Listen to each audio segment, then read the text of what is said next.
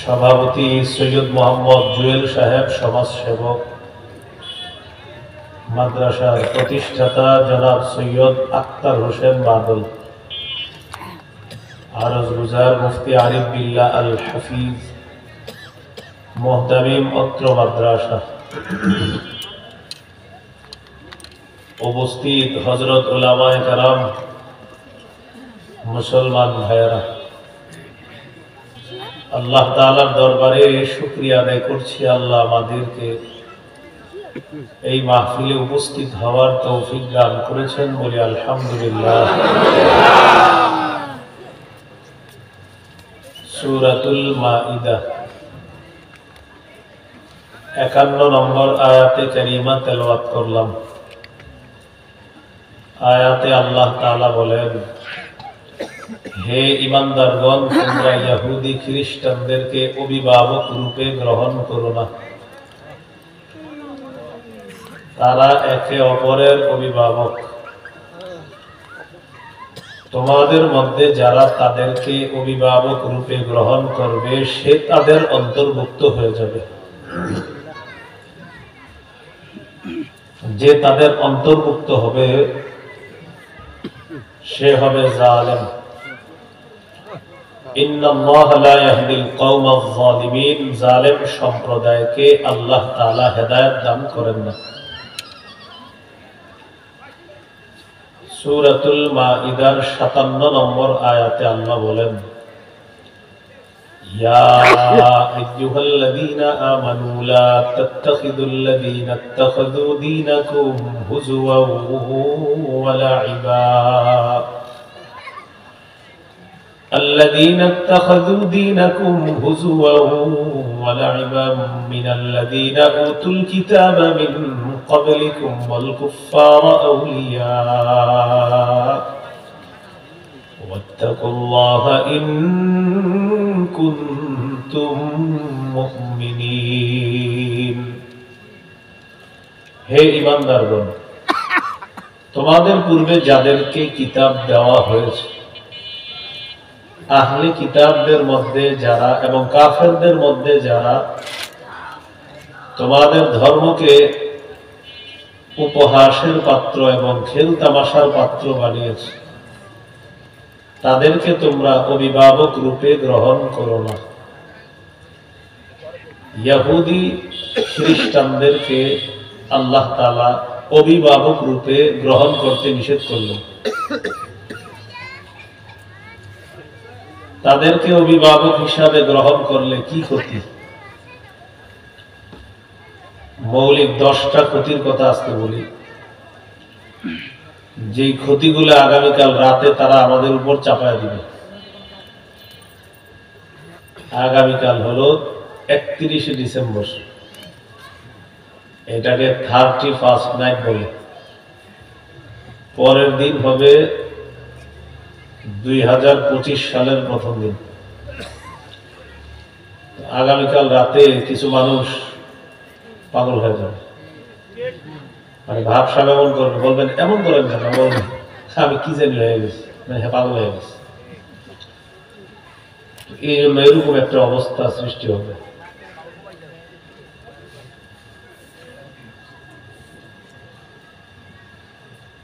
এক নম্বর ক্ষতি হলো তাদের কালচার আমাদের উপর চাপায়া দিবে। 2 নম্বর ক্ষতি, মুসলিম তরুণীদের গায়ে 8-7 খাটো ছোট পাতলা পোশাক উঠিয়ে দেবে। 3 নম্বর ক্ষতি, শরীরে টেটু আঁকা, টেটু উল্কি। 4 নম্বর, আতশবাজি ফুটানো। 5 নম্বর, গান বাদ্য।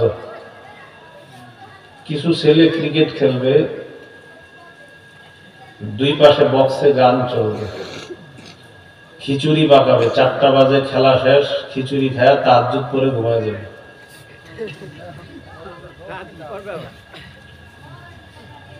6 নম্বর, মদের জয় জয়কর অবস্থা হবে।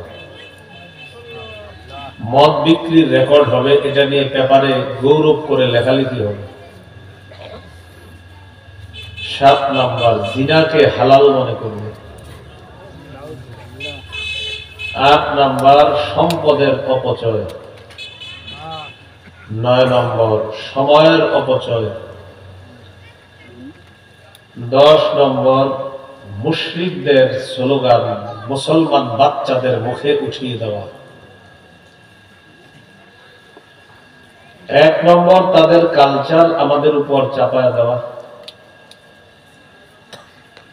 আমরা মুসলমান, আমাদের ধর্মের নাম ইসলাম।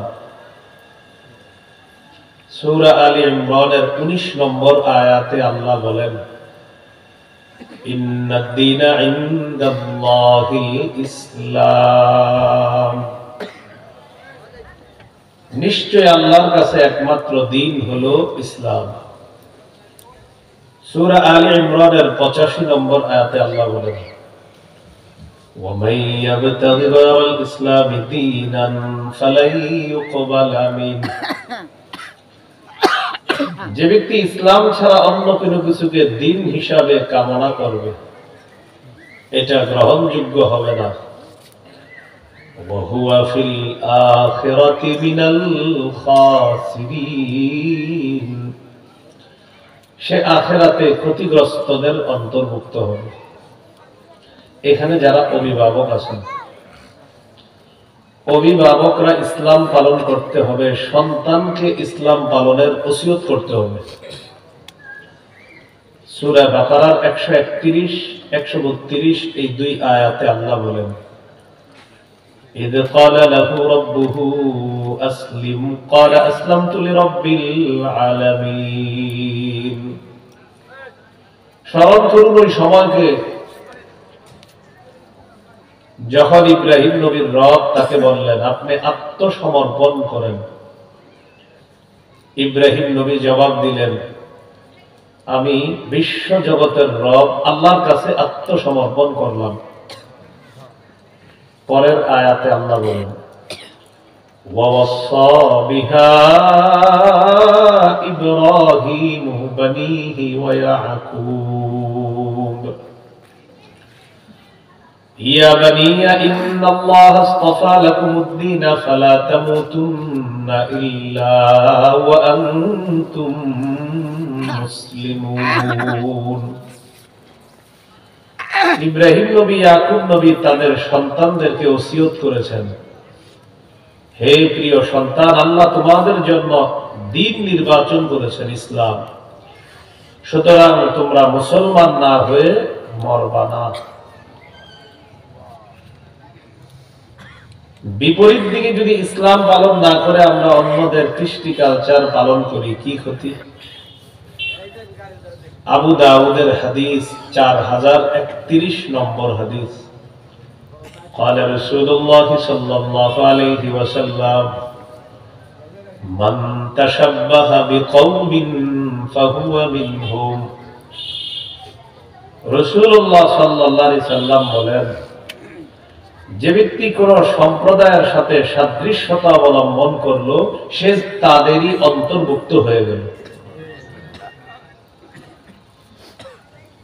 এই গেল 1 নম্বর। 2 নম্বর,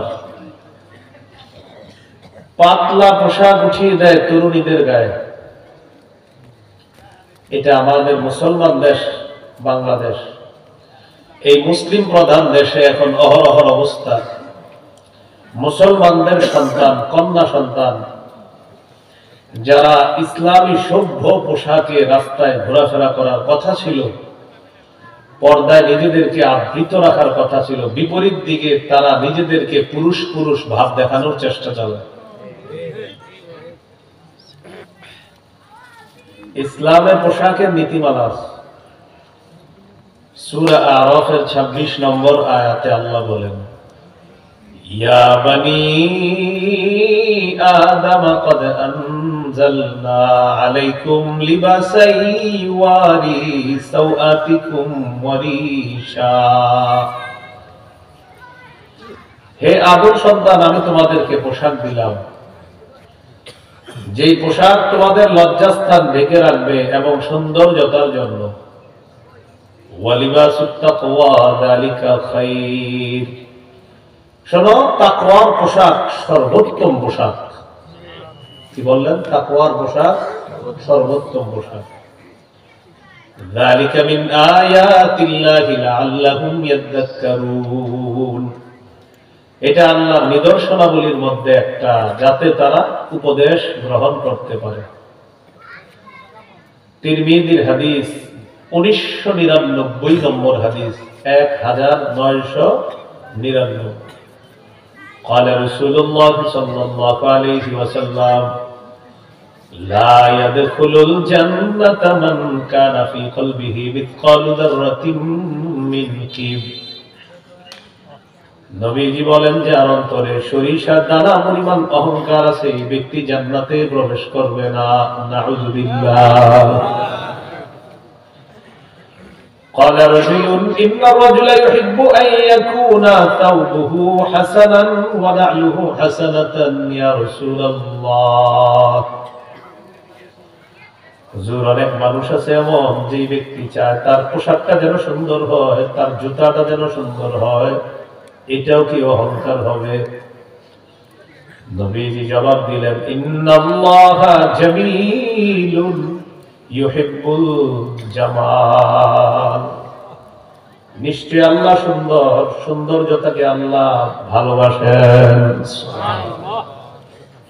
তাহলে আপনার পোশাক একটু উত্তম হওয়া, জুতা একটু উত্তম হওয়া, পরিপাটি হয়ে থাকা, এটা অহংকার না, বরং আল্লাহ সুন্দর, এই সৌন্দর্যতা আল্লাহ ভালোবাসেন।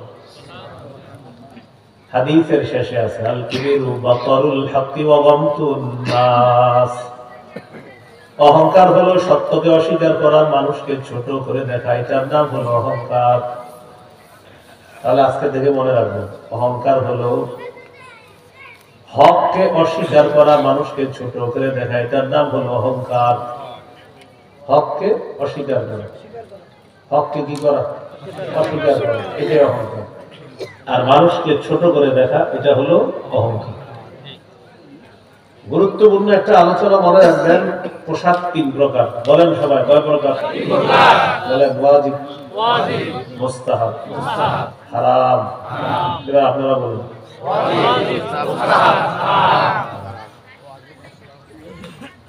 ওয়াজিব পোশাক হলো যতটুকু পোশাকের মাধ্যমে সতর ঢেকে রাখতে হয়, এতটুকু পোশাক আবশ্যক, এটা সবার লাগবে।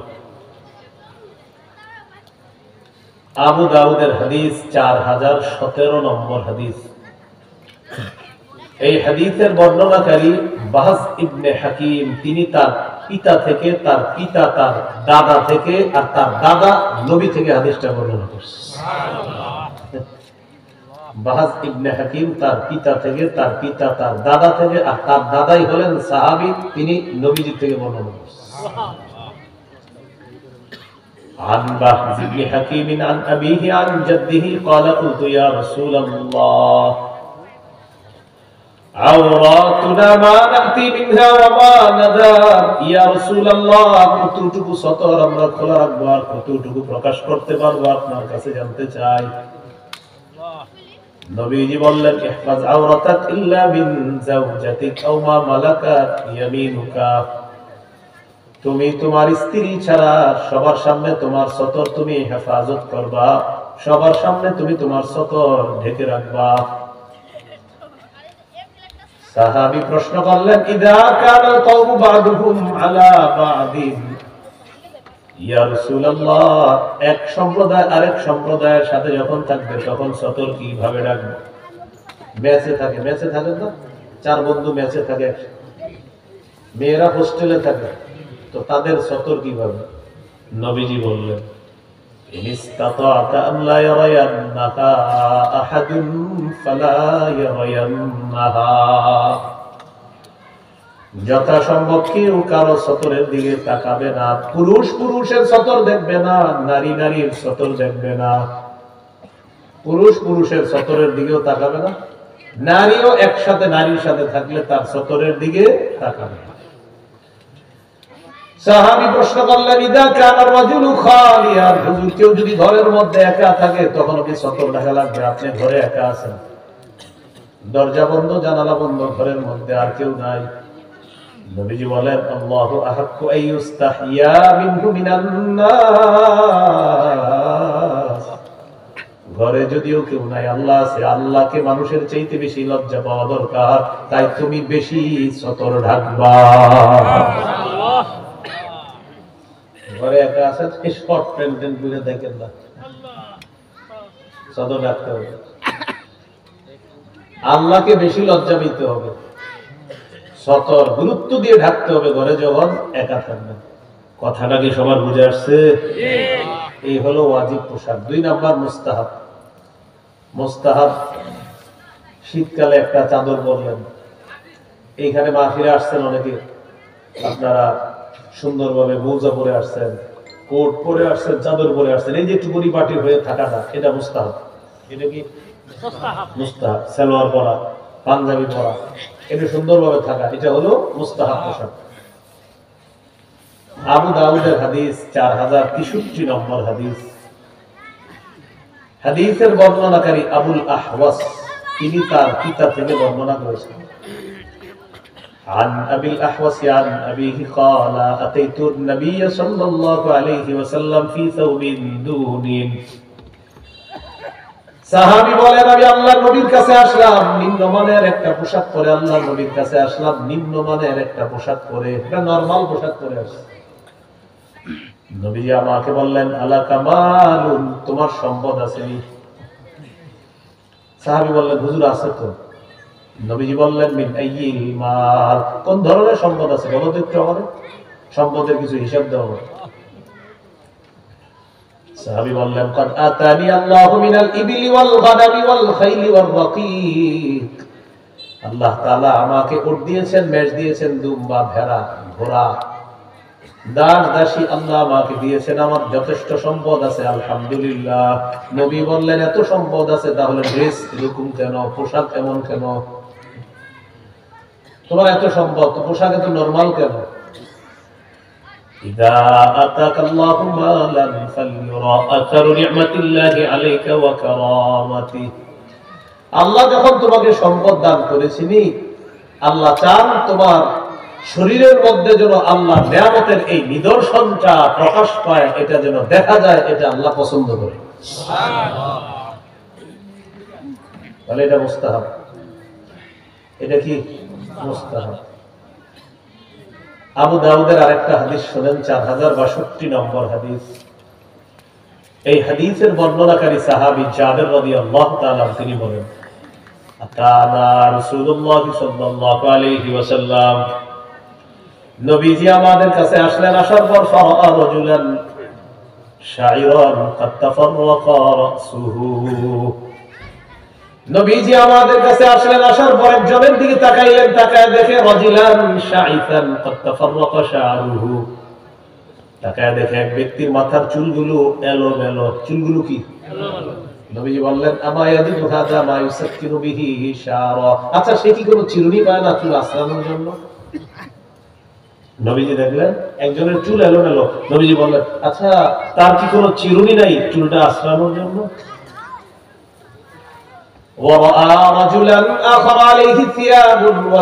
আরেক ব্যক্তিকে দেখলেন তার শরীরে ময়লা কাপড়। নবীজি বললেন আমা হাযা ইয়াজিদু মাআন ইয়াগসিলু বিহি সাওবা। আচ্ছা সে কি পানি পায় না কাপড় ধোয়ার জন্য? তার কি চিরুনি নাই মাথা আঁচড়ানোর জন্য?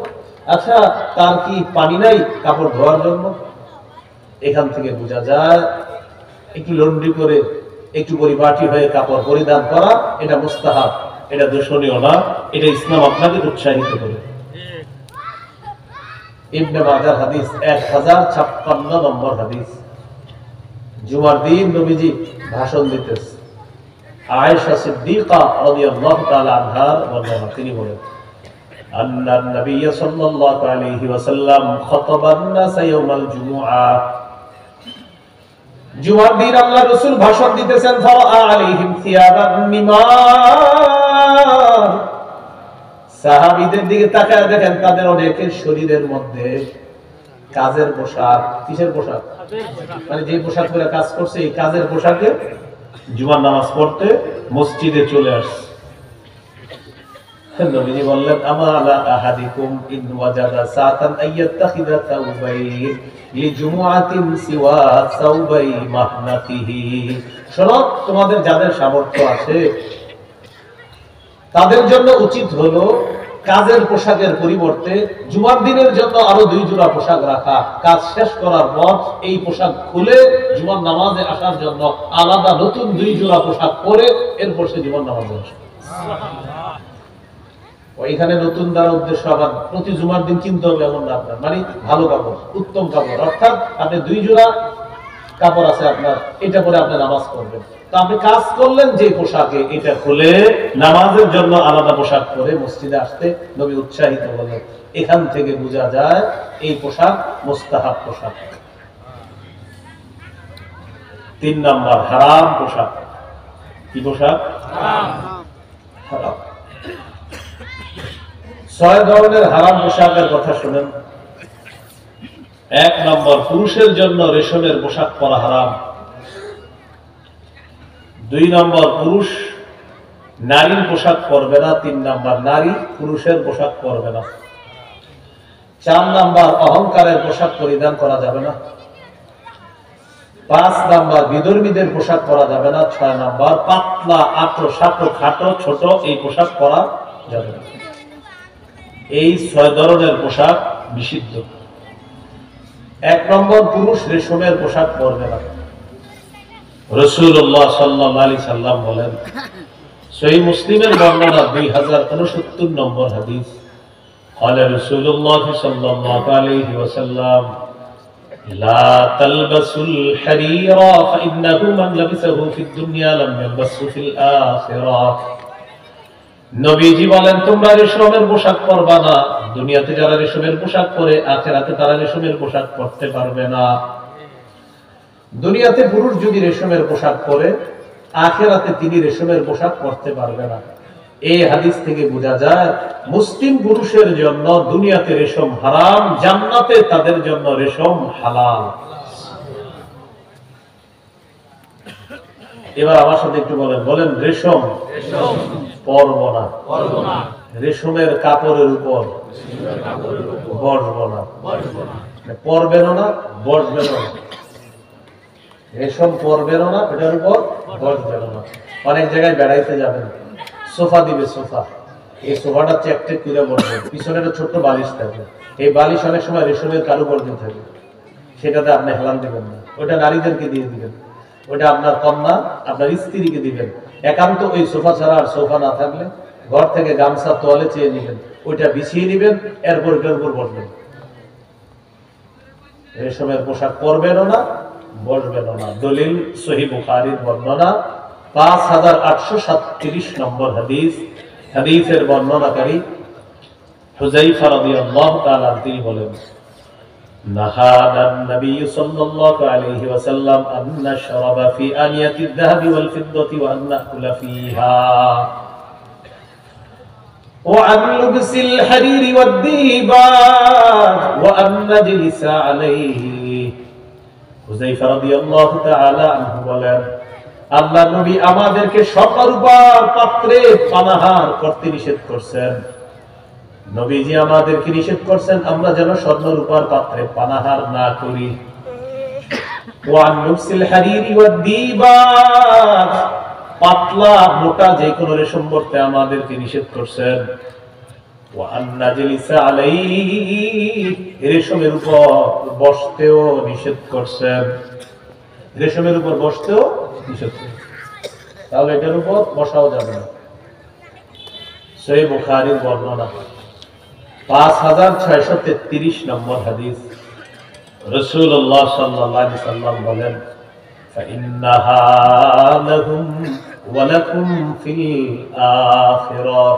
শোনো আমার উম্মত, দুনিয়ায় যারা বিধর্মী, ওই বিধর্মী পুরুষদের জন্য দুনিয়াতে রেশম, আর তোমরা যারা মুসলমান আখিরাতে তোমাদের জন্য রেশম। সুবহানাল্লাহ। তাহলে বিধর্মীদের জন্য দুনিয়াতে আর তোমাদের জন্য আখিরাতে। কথাগুলো মনে থাকবেন ইনশাআল্লাহ। এইগুলো 1 নাম্বার কথা। এখানে একটা মাসালা মনে রাখা, রেশম নারীদের জন্য ব্যবহার করা জায়েজ। নারীদের জন্য রেশম ব্যবহার করা কি আছে? জায়েজ। সহিহ মুসলিমের বর্ণনা 2071 নম্বর হাদিস। এই হাদিসের বর্ণনাকারী আলী রাদিয়াল্লাহু তাআলা তিনি বলেন, উহদিয়াত লিরাসূলিল্লাহ সাল্লাল্লাহু আলাইহি ওয়াসাল্লাম হুল্লাতুন সিয়ারা। নবীজির কাছে একটা রেশম হাদিয়া আসছে, রেশমের পোশাক। ফাবাআসা বিহা ইলাইয়া, আল্লাহর নবী আমার কাছে এটা পাঠিয়ে দিবেন। ফালাবিসতুহা, আমি এটা পরিধান করলাম। হযরত আলী বলেন, আল্লাহর নবীর কাছে একটা রেশমের পোশাক আসছে, নবী পোশাকটা আমার কাছে পাঠিয়ে দিয়েছে। আলী বলেন, রেশমের পোশাকটা আমি পরিধান করলাম, করার পর নবীর কাছে গেলাম। যাওয়ার পর নবীর চেহারা মোবারক দেখে বুঝতে পারলাম নবী আমার উপর রাগান্বিত। আরাফতুল গাদাবা ফি ওয়াজহিহি, আল্লাহ নবীর চেহারার মধ্যে রাগের ছাপ দেখতে পেলাম। নবী আমার দিকে তাকায় বললেন, ইন্নী লাম আবাত বিহা ইলাইকা লিতালবাসাহা। আলী, তুমি পরিধান করার জন্য রেশমের কাপড়টা আমি পাঠাই নাই। ইন্নামা বাসতু বিহা ইলাইকা লিতুশাক্কিকাহা খুমরান বাইনান নিসা। আমি রেশমের কাপড়টা পাঠিয়েছি, তুমি এটা টুকরা টুকরা করে ওড়না বানিয়ে নারীদের মাঝে দিবা। নারীরা ওড়না হিসাবে রেশমের কাপড় ব্যবহার করবে। এই হাদিস থেকে বোঝা যায় নারীদের জন্য রেশম পরিধান ব্যবহার করা জায়েজ। সহিহ বুখারীতে আছে 5840 নম্বর হাদিসে হযরত আলী বলেন, ফাশাক্কাতুহা বাইনান নিসা, আমি নবীজির কথা অনুযায়ী রেশমের কাপড়টা টুকরা টুকরা করে ওড়না বানিয়ে নারীদের মাঝে দিয়ে দিলাম, তারা যেন ওড়না হিসাবে এটা ব্যবহার করে। তাহলে হাদিস থেকে আমরা শিখলাম পুরুষের জন্য রেশম হারাম, নারীর জন্য রেশম হালাল। এইগুলো 1 নাম্বার কথা হারাম পোশাকের ক্ষেত্রে। 2 নাম্বার, পুরুষ নারীর পোশাক পরবে না। 3 নাম্বার, নারী পুরুষের পোশাক পরবে না।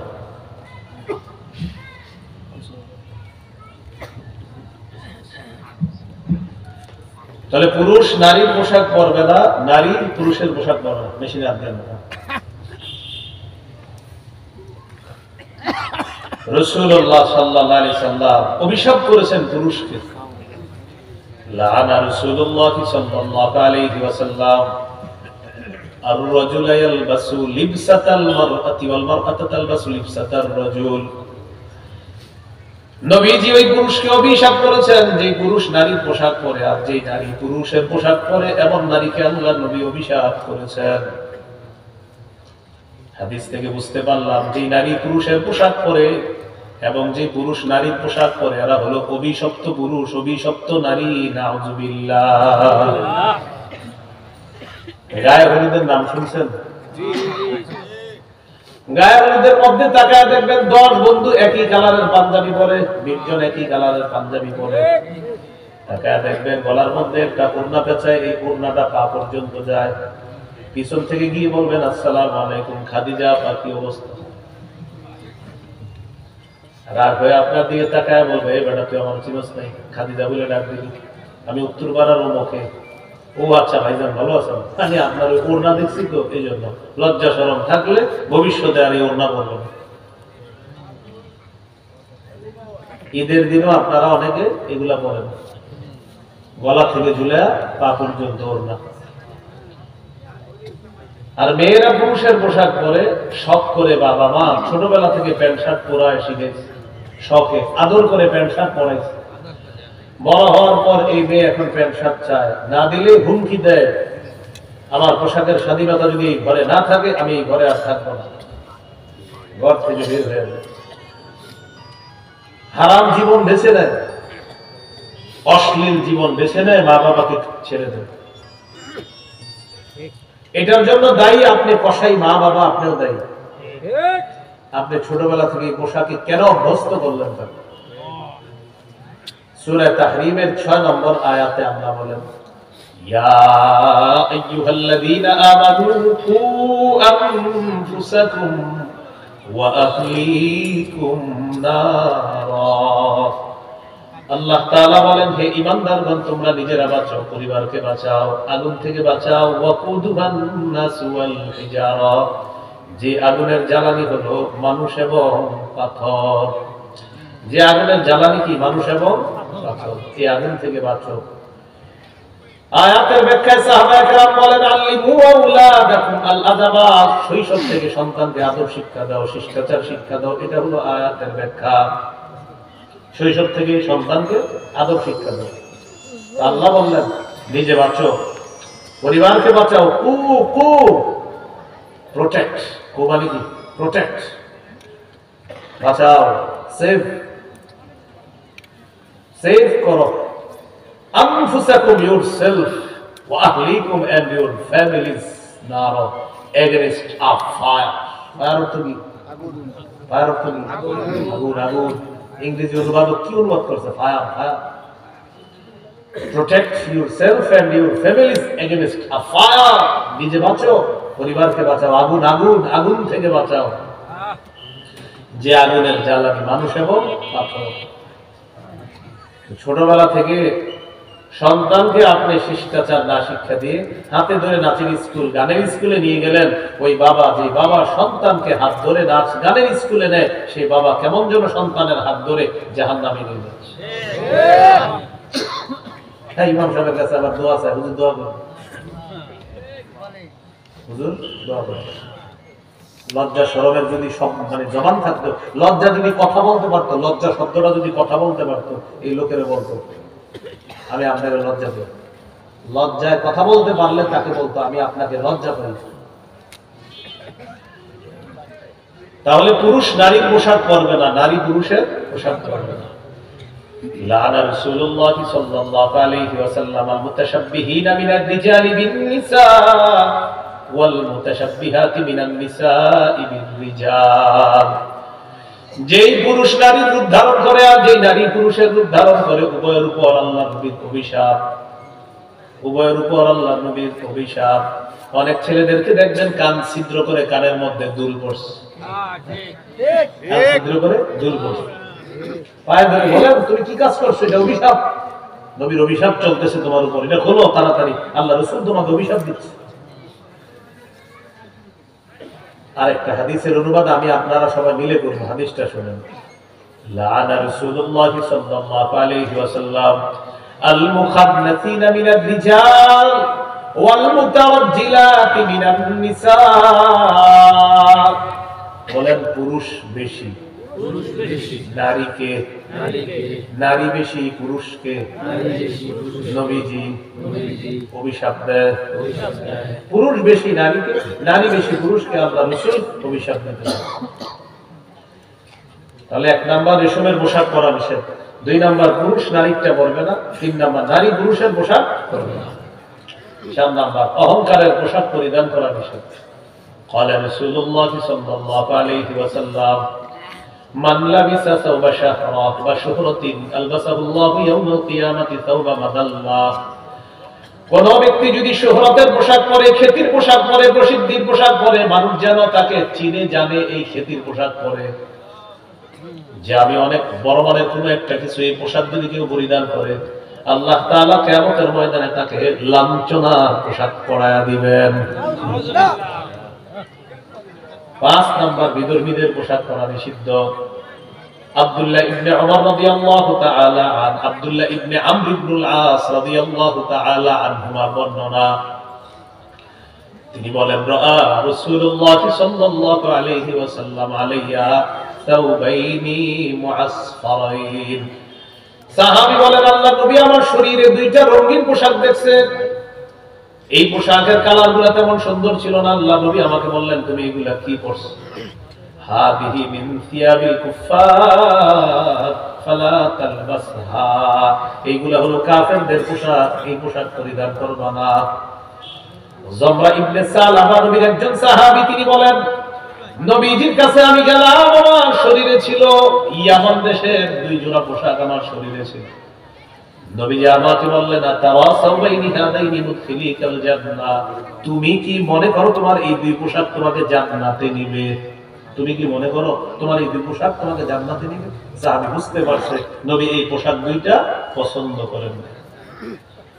সাহাবী বললেন লাবিস্তাগফারতালি ইয়া রাসূলুল্লাহ, হুজুর আপনি যদি আল্লাহর কাছে আমার জন্য একটু ক্ষমা প্রার্থনা করতেন। ইয়া রাসূলুল্লাহ ওয়াদা করলাম লা আকুদু হাত্তা আনজিআহুমা আন্নি, হুজুর আমি আমার শরীর থেকে এই পোশাক না খুলে মাটিতে বসবো না। আপনি একটু দোয়া করেন। নবীজি দোয়া করলেন আল্লাহুম্মা গফিরলি যমরা ইবনে সালাবা, আল্লাহ আপনি আমার সাহাবী যমরা ইবনে সালাবাকে maaf করে দেন। তাহলে পোশাক বিধর্মীদের পোশাক ছিল, নবী পছন্দ করে নাই। তুমি কি মনে করো তোমার এই পোশাক তোমাকে জান্নাতে নিবে? খোলা দিব। ইদানিংকালে কুচিপতির সন্তানরা দেখবেন প্যান্ট পরে, এই প্যান্ট এখানে ছেঁড়া, এখানে ছেঁড়া, এখানে ছেঁড়া। আগে আমরা ছেঁড়া প্যান্ট শার্ট দেখলে কি মনে করতাম? গরিব মানুষ, আরে সাহায্য সহযোগিতা দরকার। এখন এই ছেঁড়া প্যান্ট যারা পরে, এরকম যদি কাউরে দেখেন এলাকায়, লুন্দি মিফতাহুল কোরআন শাহানুল মাদ্রাসার এই যে মোহতামিম সাহেব যিনি আছেন, আমার নামে নাম মুফতি আরিফ বিল্লাহ, আপনি এক কাজ করবেন, চান্দা উঠাইয়া এই বেটারে প্যান্ট কিনে দিবেন। ভাই তোমার প্যান্টের সমস্যা আমরা তো জানতাম না, তোমার আব্বার তো টাকা পয়সা ভালো আছে, প্যান্ট কেনার যে সামর্থ্য নাই এটা আসলে আমাদের জানা ছিল না। তো ঠিক আছে, আগামী জুমায় আমি তোমার জন্য চান্দা কালেকশন করে আমি তোমার প্যান্টের ব্যবস্থা করে দিব, কারণ তোমার ছেঁড়া প্যান্ট। যখন আপনার হুজুর এটা ছেঁড়া না, তো এটা ফ্যাশন কি? এটা আমাদের দেশে এমনও গোপন মস্তিষ্ক সম্পন্ন কিছু যুবক আছে, ভারতের কোন সুপারস্টার যদি আপনার সালা গায়ে দেয়, আমেরিকার কেউ যদি সালা গায়ে দেয়, আজকে কালকে আমাদের দেশের কিছু যুবক ওই সালা গায়ে দিবে, কিছু বলবে এটাই ফ্যাশন। কারণ আপনি এতদিন আপনি ছেঁড়া প্যান্ট দেখলে বলতেন গরিব, এখন বলতেছেন ফ্যাশন। এতদিন ছেঁড়া প্যান্ট শার্ট দেখলে বলতাম গরিব, কিন্তু এখন এটার নাম ফ্যাশন হইল কিভাবে? ওই যে মস্তিষ্ক, ওই যে প্রথম আয়াত মনে আছে, ইহুদি খ্রিস্টানদেরকে অভিভাবক বানায় না, বানাইলে আপনার মস্তিষ্ক তৈরি করে ফেলছে, সালা পড়বে, কালকে আপনি বলবেন বাস সালাই ফ্যাশন, কিছু করার নেই।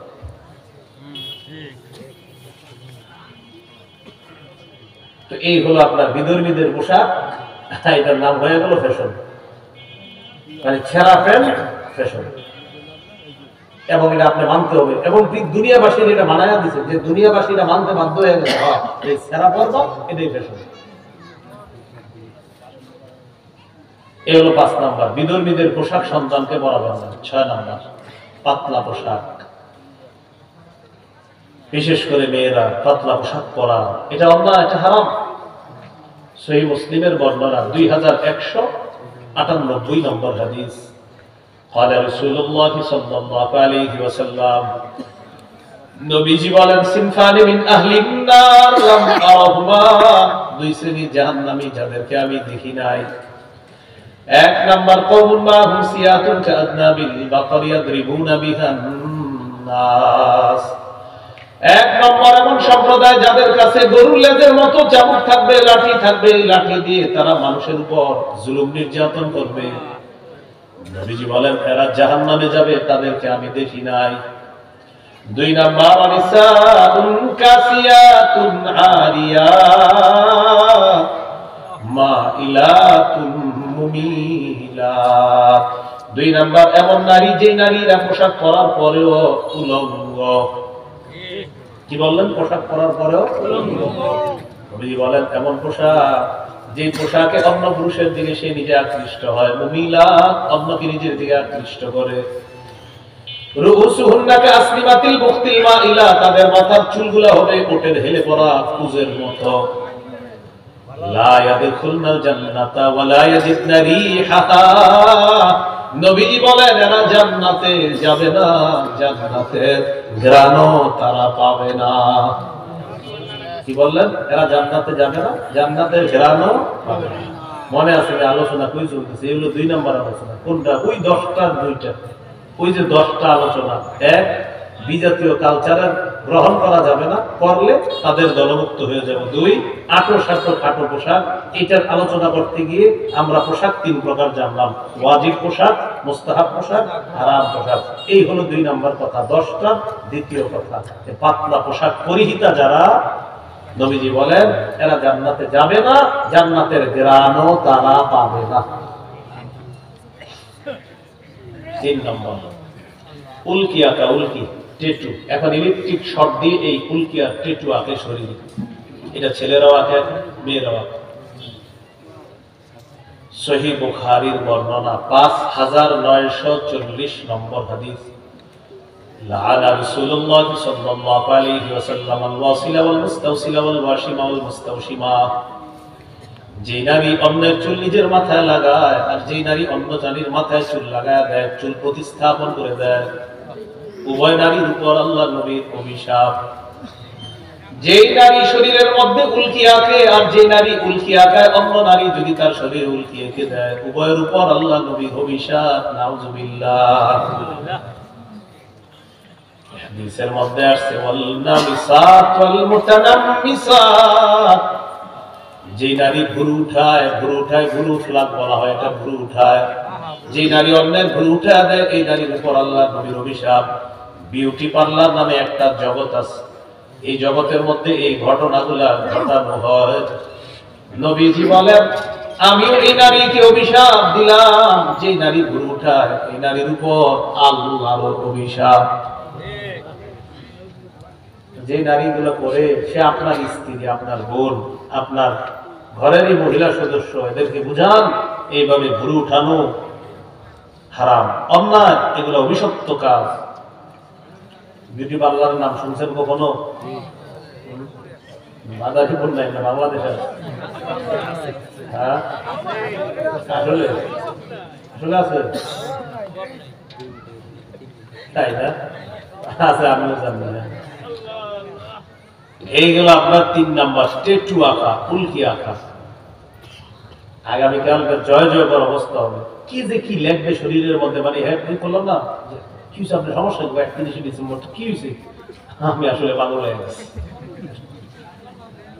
রাত 12টার পরে আপনার ঢাকা শহরে আকাশের দিকে তাকানো যাবে না। আর আমরা যারা গাড়ি নিয়ে ভিতরে ঢুকবো, এই গলি দিয়ে ঢুকতে যাবো, বলবে না ওটা দিয়ে ঢুকে, ওটা দিয়ে যাবো, বলবে না ওটা দিয়ে। আচ্ছা সমস্যাটা কি ভাই? হুজুর আসলে পাগল হয়ে গেছে। চলো গলিতে গলিতে ওই খেলতেছে, ঢুকতে যাবে, এটা দিয়ে ওটা, ওটা দিয়ে না ওটা, এই আপনার দুনিয়া ঘুরাবে। কি রহস্য কি? কালকে নতুন বছর, তো সমস্যা কি আপনার? আমি তো পাগল হয়ে গেছে এই জন্য। অথচ নবীজি সাহাবী আব্দুল্লাহ ইবনে ওমর বলেন ইদা আসবাহতা ফালা তানতাজিরিল মাসা ইদা আমসাইতা ফালা তানতাজিরিস সাবাহ। মুমিন তোমার জীবন তো এমন, তুমি সন্ধ্যায় বেঁচে আছো, সকালের অপেক্ষা করো না, সকালে বেঁচে আছো, সন্ধ্যার অপেক্ষা করো না। এই হলো মুমিন তোমার জীবন। তোমার আমার কিসের নতুন বর্ষ? তোমার প্রতিটা মুহূর্তই তো দামি। 4 নাম্বার আতশবাজি ফুটাবে, আতশ 12টার পরে ঠুসঠাস। ভাই কি হয়েছে? নতুন বছর। আচ্ছা ঠিক আছে, নতুন বছর এখন হয়েছে কি, আপনি এরকম ঠুসঠাস করেন কেন? জানি না তো, করেন কেন? অমুকে করে, অমুকে দিয়েবেন কেন? তার তালে তালে করতে।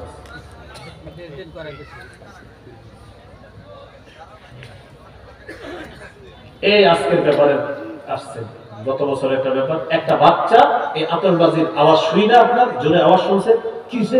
ওর আপনার হার্টে সমস্যা হয়েছে, পরের দিন মারা গেছে। বাচ্চাটা পরের দিন মারা গেছে।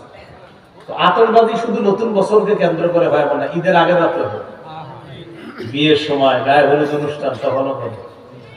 সূরা আহজাবের 58 নম্বর আয়াতে আল্লাহ বলেন والذين يؤذون المؤمنين والمؤمنات بغير ما اكتسبوا فقد احتملوا بهتانا واثما مبينا।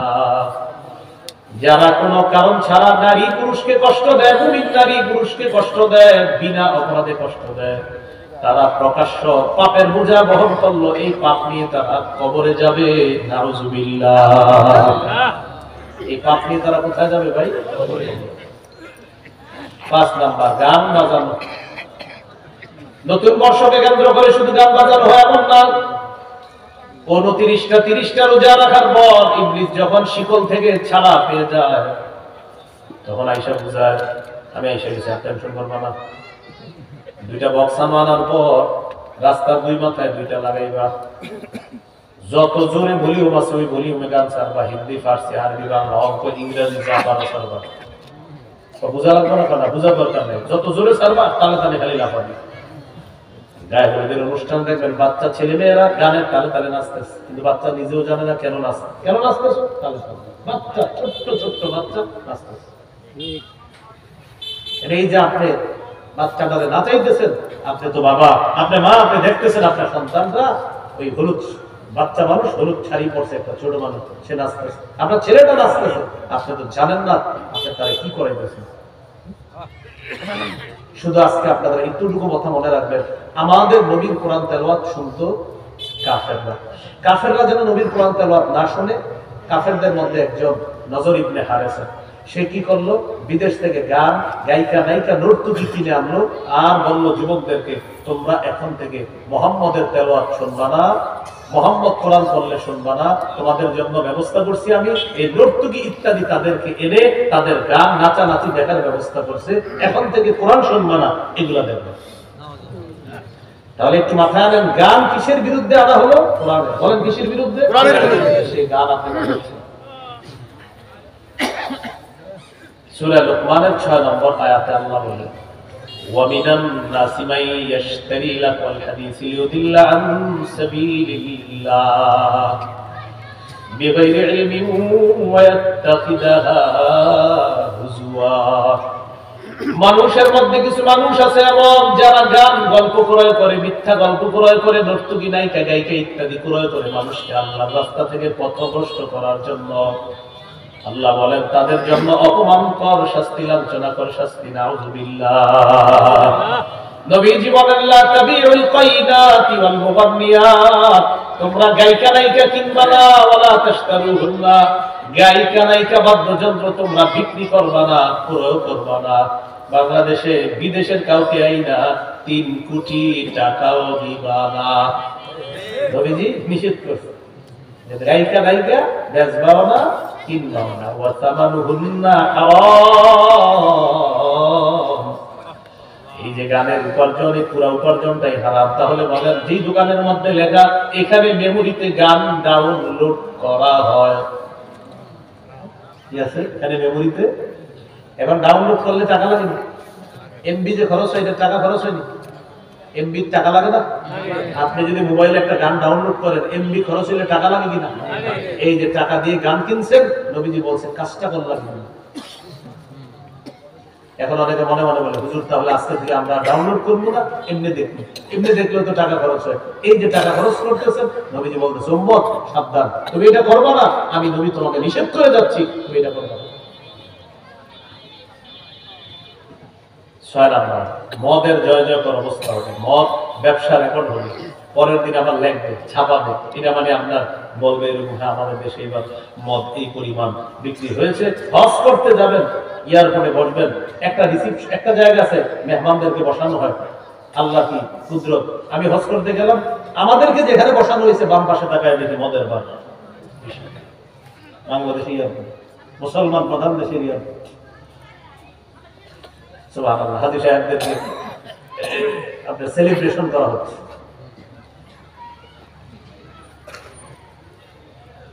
সূরা মাইদার 90-91 নম্বর আয়াতে আল্লাহ বলেন, ইয়া আইয়ুহাল্লাযীনা আমানু ইন্নামাল খামরু ওয়াল মাইসিরু ওয়াল আনসাব ওয়াল আজলামু রিজসুম মিন আমালিশ শাইতান। বলেন সবাই, মদ, জুয়া, মূর্তি, ভাগ্য নির্ণয়ক সব, হাতের রেখা, সাপ, টিয়া পাখি, ময়না পাখি ইত্যাদি দিয়ে ভাগ্য গণনা করা নাপাক। হাত দেখে আপনাকে বলে দিই, এমন মেজর সমস্যা না, কিছু সমস্যা আছে, 3002 টাকা দিলে কেটে দেওয়া হবে। মানে উদ্ভট টাইপের একটা অঙ্ক হবে, এমন অ্যামাউন্ট বলবে 3002, আপনি বলবেন 3002, 3000 হলেও তো 2 মানে মনে কোনো রহস্য আছে, হুদা কিচ্ছু নেই, আপনার এমনি বলছে যাতে আপনি আগ্রহ। নবীজি বলেন, মান আতা আরাফান আও কাহিনান ফাসাদদাকাহু বিমা ইয়াকুল, কেউ যদি কোনো গণকের কাছে যায় আর গণকের কথা বিশ্বাস করে, গণকের কাছে যায়, আর যদি গণকের কথা বিশ্বাস করে ফাকাদ কাফারা বিমা উনজিলা আলা মুহাম্মাদিন সাল্লাল্লাহু আলাইহি ওয়াসাল্লাম, এই ব্যক্তি আল্লাহর নবীর পুরো দিনটাকে অস্বীকার করলো। গণকের কথা যদি বিশ্বাস করেন ফাকাদ কাফারা, সে অস্বীকার করলো বিমা, ওই জিনিস উনজিলা আলা মুহাম্মদ, যা নবীর উপর নাযিল করা হলো। অর্থাৎ আল্লাহ নবীকে আল্লাহ যা দিয়েছে, আপনি গণকের কথা বিশ্বাস করার কারণে নবীর এই পুরো দিনকে আপনি অস্বীকার করছেন। ঠিক। তাহলে এখন স্বামী বাকি, খালি আপনারা বলবেন নাপাক, বলেন মদ নাপাক, মদ নাপাক, জুয়া নাপাক, মূর্তি নাপাক, ভাগ্য নির্ণয়ক কিছু নাপাক। এখন চা দোকানের সামনে দাঁড়ায় যে বলেন এই ওভারে 10 রান হবে, এই ওভারে 12 হবে, এই বলে 4 হবে, এই বলে 6 হবে, আর যে জুয়া খেলেন এই জুয়াও নাপাক। এটা কি জানেন এরকম খেলা হয়? এটা হারাম, খেলবেন না, হারাম। এই যুবক ভাইরা, এটা খেলেন না, এই জুয়া খেলেন না। আরো 10 জনকে বলে দিবেন এই জুয়া হারাম, এই বলে 10 রান, এই বলে 20 রান, এই বলে 5 রান হবে, হারাম। তাহলে এগুলা হারাম, মদ হারাম। ইবনে মাজার হাদিস 4020 নম্বর হাদিসে আছে, লা ইয়াশরাবান্না নাসুম মিন উম্মতি আল খাম, আমার উম্মতের একদল মদ পান করবে, ইসামুনাহা বিগাইরি ইসমিহা, তারা মদের নামটা পাল্টায় দিবে। মদরে মদ বলবে না, নাম দিবি বিয়ার। কি নাম দিবে? শ্যাম্পেইন। কি দিবে? ইয়াবা, বাবা, গাঁজা, হিরোইন, ফেন্সিডিল, আফিম, কানাডা ড্রাই, মাস্তুদ, বিয়ার, শ্যাম্পেইন, ডাইল ইত্যাদি ভ্যান গাড়ি চিপা চুপা 4 স্টলের পিছনে দাঁড়ায় যা কানা হচ্ছে। সহিহ বুখারীর 5590 নম্বর হাদিস, রাসূল সাল্লাল্লাহু আলাইহি ওয়াসাল্লাম বলেন টোটাল হারাম, সব হারাম। তো নবীজি বলেন, ইবনে মাজাহ 4020 নম্বর হাদিস, আমার উম্মতের একদল মদ পান করবে, নামটা পাল্টায় দিবে, ইউজাফু আলা রুসিহিম বিল কাইনা ওয়াল মুগান্নিয়া, তারা গান আপনার তাদের মাথার উপরে নর্তকী, তারা নাচানাচি করবে, আর একদিন দিয়ে তারা তালে তালে মদ পান করবে। ঢাকা শহরের বড় বড় আপনার হোটেলগুলা এই আগামীকাল রাতে সব হোটেলগুলাতে একই ঘটনা চলবে, মদের আড্ডা চলতে থাকবে, আর নর্তকীরা নাচানাচি করবে, একদল মদ পান করবে। এইগুলো আপনার 6 নাম্বার মদ। 7 নাম্বার জিনাকে হালাল মনে করবে, নাউজুবিল্লাহ পড়বে। মেয়েটারে 1 বছর পাহারা দিচ্ছে, কখনো মা কোচিং সেন্টারে নিয়ে গেছে, কখনো বাবা নিচ্ছে, কখনো ভাই নিচ্ছে, বছরে একদিন ছেড়ে দেয়, থাক একটা দিন একটু এনজয় করুক। এই একদিনে কি ঘটনা ঘটে মা বাবা জানে না। সহিহ বুখারীর 5590 নম্বর হাদিস, قال رسول الله صلى الله عليه وسلم لا يكونن من أمتي أقوام يستحلون الحر والحرير والخمر والمعازف। নবী বলেন, আমার উম্মতের মধ্যে এমন একদল মানুষ হবে যারা জিনাকে হালাল মনে করবে, নাউজুবিল্লাহ, জিনাকে হালাল মনে করবে। লিভ টুগেদার, কি বললাম? লিভ টুগেদার, একই ছাদের নিচে ছেলে মেয়ে একসাথে থাকবে, স্বামী স্ত্রীর মতো, কিন্তু স্বামী স্ত্রী না। এইভাবে একজন ইদানিং কালে পুরো দেশ গরম করে ফেলতেছে, বলতেছে আমি আর অমুকে লিভ টুগেদার করেছি এতদিন যাবত, এতে আমার মা বাবা সমর্থন দিয়েছে, তার মা বাবাও সমর্থন দিয়েছে, এর মানে মা বাবাও জিনাকে সমর্থন দিয়েছে, দুই পক্ষের। এবং নতুন একটা পোস্ট দিছে তার, এটা নিয়ে পুরা আরেকজনের লিগেল নোটিশ পাঠাইছে, সেই বাংলাটা আপনাদেরকে শোনাই, আপনারা হাসবেন না কানবেন আপনারা জানেন। লেখছে, বাংলাদেশে ডিভোর্স নরমালাইজ হয়ে গিয়েছে আস্তে আস্তে, আস্তে আস্তে লিভ টুগেদারও নরমালাইজ হবে ইনশাআল্লাহ। শেষে লেখছে ইনশাআল্লাহ।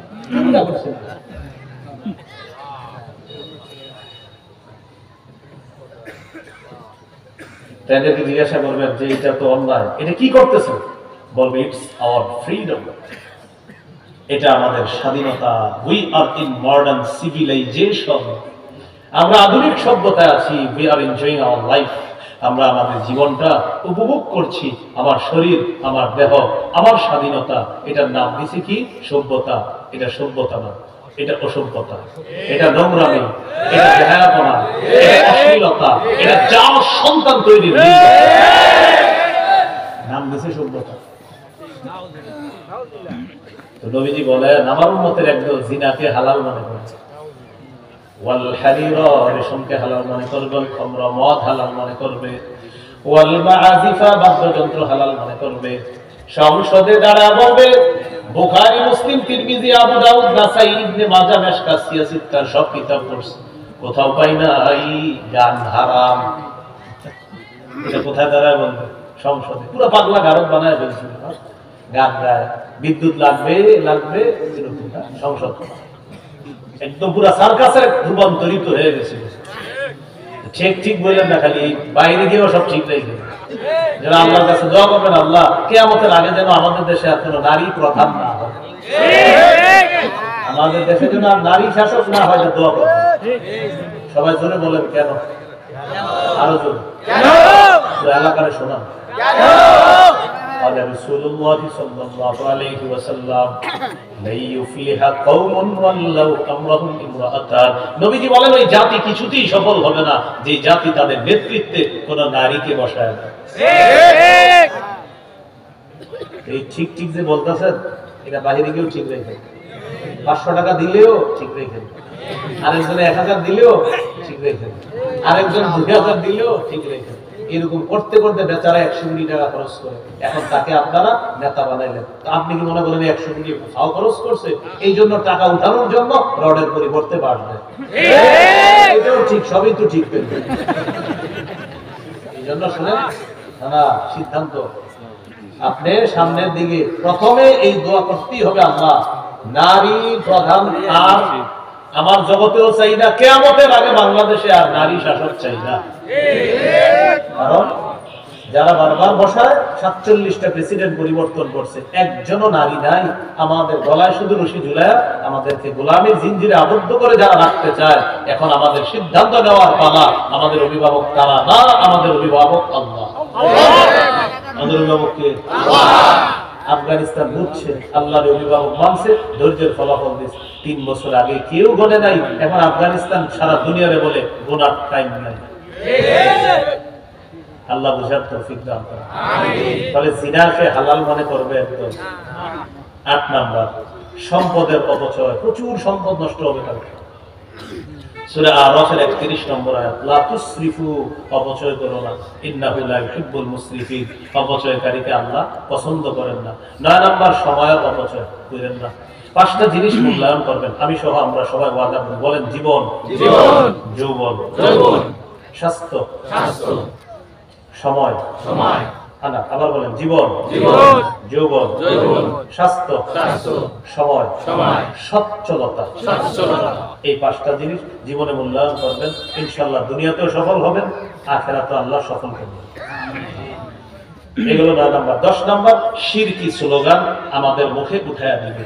এটা হলো একটা নতুন বর্ষ ইংরেজি, আর একটা কয়দিন পরে আসবে বাংলা নববর্ষ।